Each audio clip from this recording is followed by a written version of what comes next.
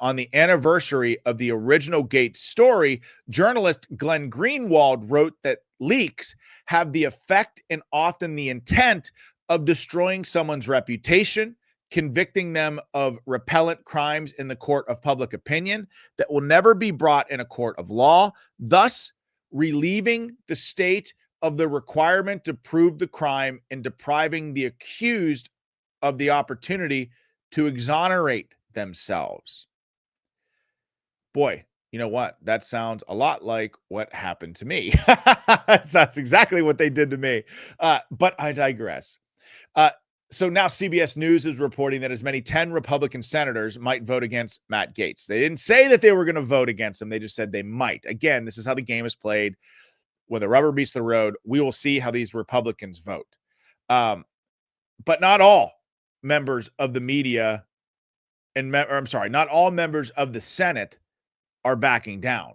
Listen to Senator Barrasso, who is now the number 2 Republican in the United States Senate. By the way, I happen to think Senator Barrasso is an amazing guy. I love this guy. He's one of the good ones.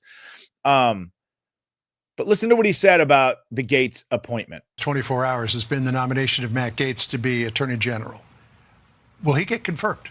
Well, he'll certainly have a fair hearing, and people will have a chance to vote. What I want to do, and I specifically with this, and you would expect the president to make bold decisions and appointments. Look what happened to the president over the last 4 years. We have seen the Justice Department in this administration weaponized, politicized. They've dragged President Trump through the court repeatedly. You know, nobody should be above the law, but nobody should be the target of the law. And what we've had is President Trump being the target of the law. So when he talks about draining the swamp, it's not just all of Washington, specific the Department of Justice. So this is no surprise that the president has made a bold announcement and decision there. But everyone that he has nominated so far, better than the people that are in there right now. Damn. Now, listen, folks, you hear a lot about, the Senate's not going to do it. The Senate's not going to do it. What you just heard, Senator Barrasso is the whip. So, in other words, it's his job to whip votes in the United States Senate for the president's nominees. It's a tough job. I wouldn't want to be the whip, whether it was in the House or the Senate. Republicans are like herding cats. But that's a pretty good answer. Matt Gaetz is better than Merrick Garland, is basically what he's saying. And this is important. So this brings me to my next point. America PAC, which is Elon Musk's PAC, is going to fund primaries against incumbents who do not support Trump. Our side, if they work to stifle President Trump's agenda like they did the first go around in 16 to 20,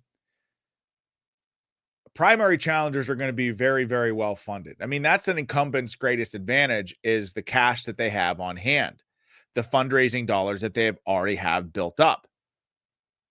So listen, you can check out, just put that article that I was referring to on the show on Locals, on my Locals. So go follow, subscribe to my Locals page, and you can read the article on there. Trust me, read it, learn how the deep state operates.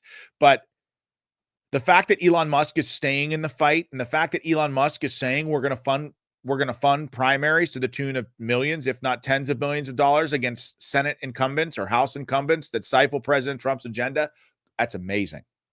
That's exactly what this country needs at one of the most important times in this nation's history.